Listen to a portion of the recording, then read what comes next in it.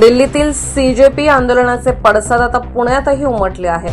केंद्रीय शिक्षण मंत्री धर्मेंद्र प्रधान यांच्या राजीनाम्याच्या मागणीसाठी पुण्यात मोठ्या संख्येने विद्यार्थी आणि तरुण जिल्हाधिकारी कार्यालयासमोर एकत्र आले।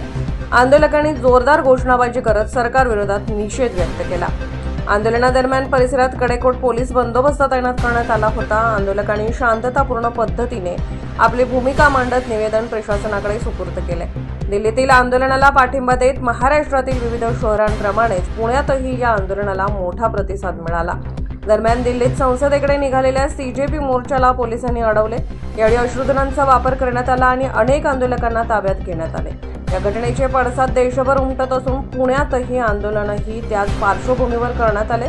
सध्या या आंदोलनाकडे राज्यासह देशाचे लक्ष लागले असून सरकारची पुढील भूमिका काय असणार याकडे सर्वांचे लक्ष आहे।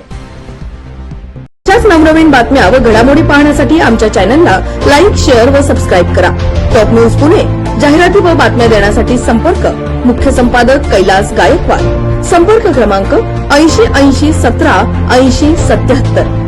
पुणे शहरात न्यूज रिपोर्टर नेमणे आहे। इच्छुकांनी वरील मोबाईल नंबरवर संपर्क साधावा।